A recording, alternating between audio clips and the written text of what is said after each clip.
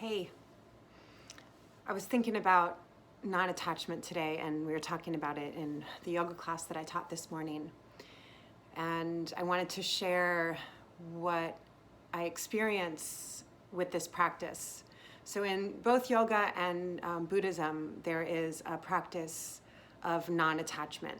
And what this is basically disidentifying with the things that are flowing and fluid about us as human beings. For example, we disidentify with our bodies because the body is always changing and fluid. We disidentify with our thoughts. We disidentify with our feelings and with our emotions and with the circumstances of our lives, because as we know, all of these things are changeable and they're fluid. And when I was younger and starting to learn about yoga and Buddhism, and I received this teaching, for a while I thought that it meant that I was supposed to reject all of those things about life and kind of push them away. And so that's kind of what I did for some time.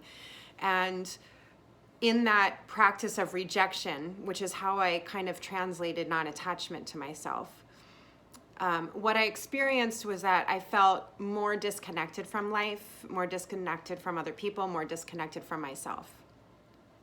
And I think that really a spiritual practice is meant to help us to feel more connected to life, more connected to each other, more connected to ourselves.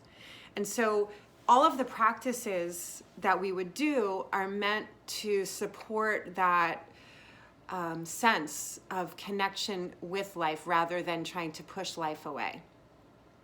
So what I've experienced, after my 25 years of practicing, which, I still do it, I still practice and I will still continue to practice. But when I kind of look at my evolution that's been happening, what I experience what I understand about non-attachment is really that there is a sense of space that opens up between my witnessing self, that's the part of us that can see that our mind is thinking, which those of us who meditate, we understand what that is, because we're able to watch the mind think. And then we realize, oh, if I'm watching the mind think, then I'm not the mind, so I must be something other than that.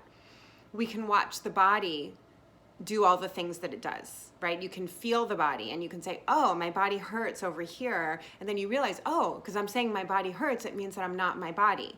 And then you can do it with the circumstances as well.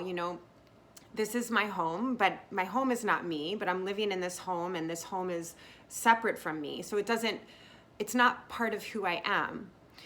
And then you could do this also with feelings. Feelings come and then they go. There's anger and it's rising and then it moves out and into the world or wherever it goes, and then it's gone and some other new emotion comes up.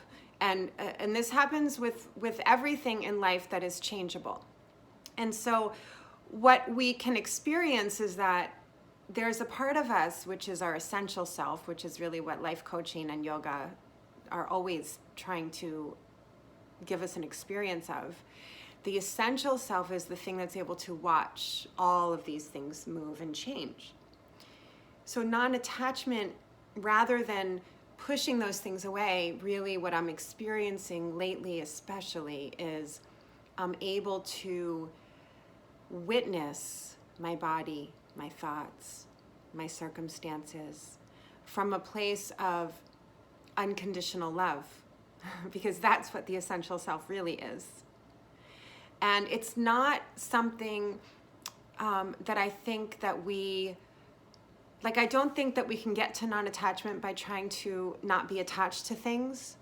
I think it's more of a practice of learning how to watch as the watcher, the part of us that is essential, and watch the way that the mind changes and watch the way that the body changes. And in my experience, the easiest place that I've experienced this, or the thing that's been most profound for me, has been in my relationship with my body. And the way that I experience my body now is more like it's a creature or an animal, because that's really what it is. And I think of it like like a dog, like if you had an animal pet, right? The way that you would treat your dog, if you think about the way we treat our animals, like people sometimes treat their own bodies like way worse than they treat their pets. So I think about my body as a creature, and it's not me, although I'm living inside of it. And so why wouldn't you take care of this creature that you're living inside of just as well as you would take care of the dog that's over there in your home? And so like for me, like I take my creature body for a walk every day because my body really likes to be on walks, just like your dog likes walks. My body likes walks. And so I take my body for a walk every day. I, try to feed it well, just like I would feed my children or feed a dog or feed my cats. And I say really nice things to my body because my body's always listening, right? To my thoughts. My thoughts and my body are in relationship with each other, although they are not each other. And so I've been able to what I've noticed as I experience my body in this way, there is some space between my essential self and my body self, but yet the two are in a very deep collaborative friendship.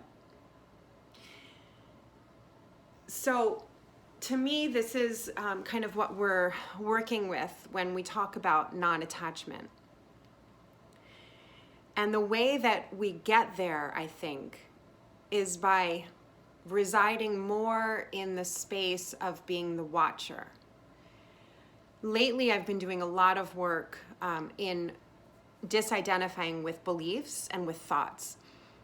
Our beliefs are very strong thoughts. They're thoughts that we've had for a long time, and they're very difficult to disidentify with because they're very deeply ingrained. And in the brain, when there's a belief, there's a very strong neurological pathway that's been there for a very long time. And sometimes, we're born into a belief system.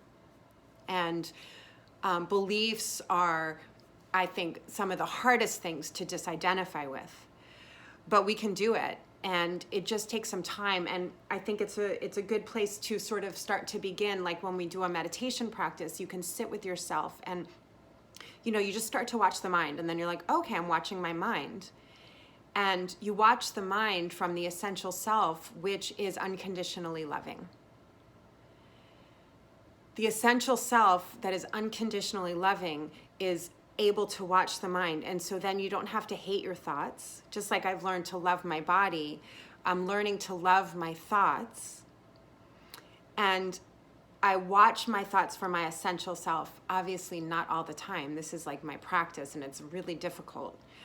But when I'm watching my thoughts, especially the crazy ones, and like the other day, I was in a very deep experience of jealousy, and I had to kind of pull myself back from it and look at it from the essential self place, because I was doing all this, like beating myself up in my mind about feeling jealous. It's an emotion I don't like to feel. And so then what I did was I kind of pulled back from it, and I started watching it from my essential self. And then I was able to love the jealousy that was arising, and I was able to love the thoughts that were arising. And then immediately, as soon as I was able to do that, then I was able to shift.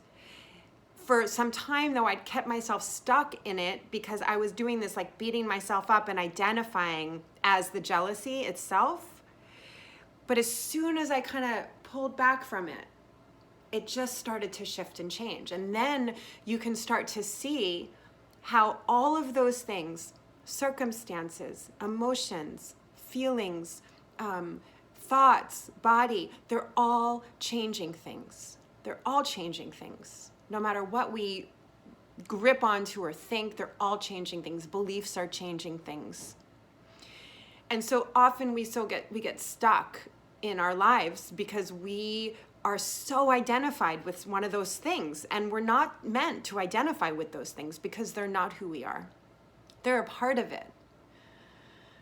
But what's so beautiful about yoga and life coaching and all these other modalities, and why we feel so good when we practice them, is that we can start to create space between the essential self and the personality self. And then we can start to bring the essential self closer to the personality self.